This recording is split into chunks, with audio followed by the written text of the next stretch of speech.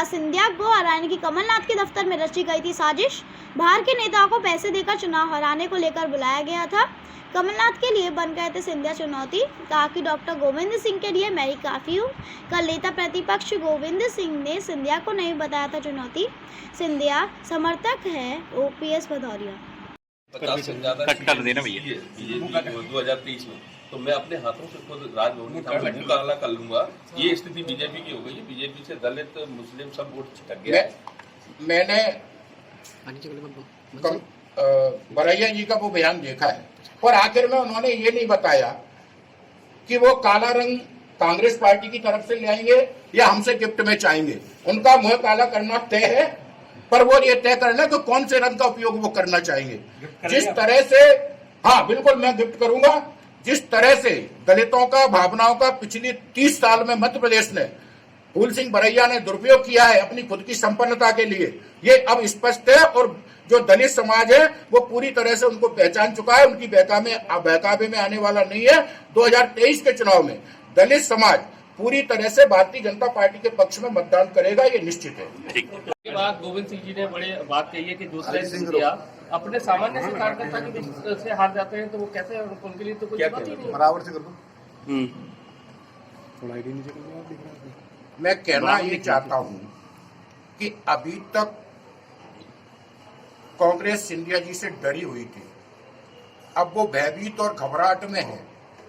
और एक और बात का मैं रहस्य उद्घाटन करना चाहता हूं कि सिंधिया जी को हराने का षड्यंत्र वो तत्कालीन कांग्रेस सरकार के मुख्यमंत्री भवन में मुख्यमंत्री कमलनाथ जी के नेतृत्व में हुआ था, क्योंकि वो ये चाहते थे, क्योंकि सिंधिया जी उनके लिए बड़ी चुनौती थे और वो नहीं चाहते थे कि सिंधिया जी जैसा लोकप्रिय व्यक्ति चुनाव जीते।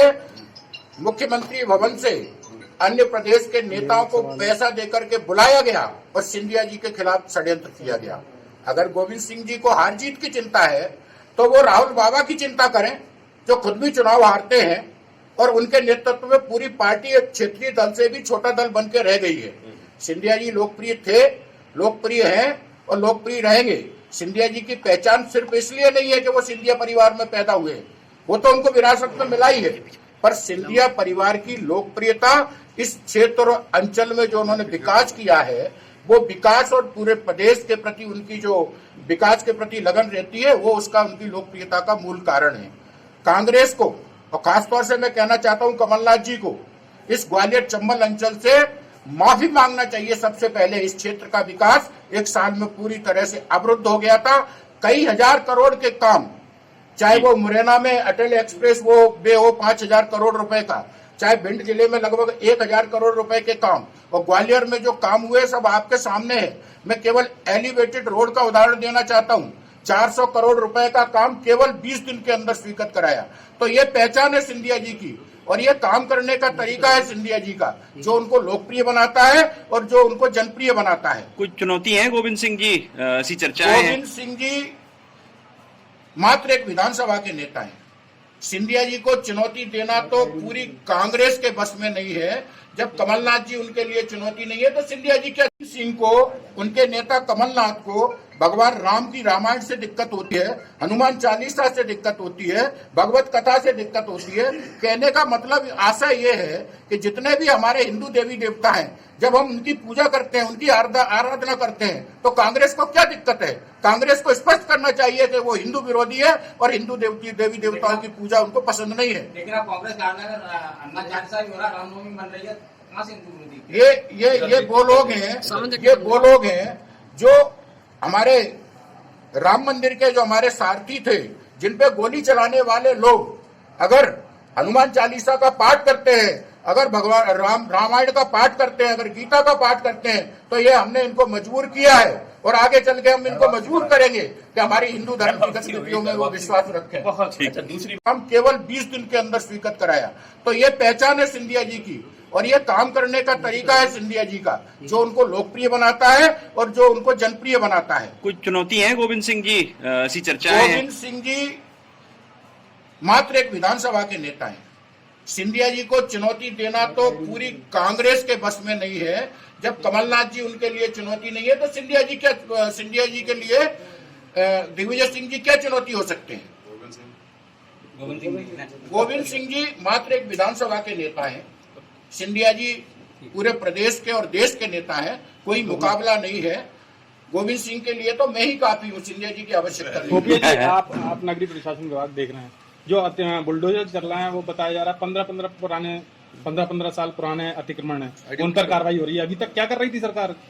सरकार पूरी तरह से जो शासकीय भूमि है उसको अतिक्रमण से मुक्त कराने के लिए और जो भू माफिया है उनको पूरी तरह से नेस्ता नाबूद करने के लिए, और कांग्रेस के समय में जो अपराधियों ने अतिक्रमण कर रखे थे उन्हें अतिक्रमण से शासकीय भूमि को मुक्त कराने के लिए प्रतिबद्ध है और इस दिशा में कार्रवाई पूरी तन्मयता के साथ सरकार कर रही है। 15 साल पहले तो शिवराज की सरकार थी। विपक्ष ये आरोप लगाता है कि आप चुन चुन के या तो मुस्लिमों को टारगेट कर रहे हैं या कांग्रेसियों को टारगेट कर रहे हैं। कमलनाथ जी का ये आरोप एक तरह से दंगाइयों और अपराधियों को संरक्षण देने का कांग्रेस का जो मंशा है वो प्रकट करता है। कमलनाथ जी रतलाम में जाते हैं और जो लोग आतंकवादी गतिविधियों में संलिप्त हैं, जिनके अंतर्राष्ट्रीय आतंकवादियों से संबंध है, जब उनके खिलाफ कार्रवाई होती है तो कमलनाथ जी कहते हैं कि उनका जो नुकसान हुआ है उसका हम दुगना भरपाई करेंगे। आखिर कांग्रेस क्या कहना चाहती है? आखिर कांग्रेस क्या स्पष्ट कर देना चाहती है? मैं आपको स्पष्ट कर देना चाहता हूं कि मध्य प्रदेश की भूमि शांति का टापू है और यहाँ हम चाहे कांग्रेस कितना भी संरक्षण क्यों नहीं दे अपराधियों को, लेकिन भारतीय जनता पार्टी की सरकार अपराधियों को पूरी तरह से नेस्ता नाबूद करके रहेगी। लाउड स्पीकर के मुद्दे में क्या कहना चाहते हैं? लाउड स्पीकर का जो मुद्दा है उस पर सहमति बनाना चाहिए, पर निश्चित रूप से मैं आपसे पूछना चाहता हूं कि 7-7 मंजिल ऊंची मस्जिद पे नमाज लगा के नमाज पढ़ने से कौन सा अल्लाह खुश हो जाएगा?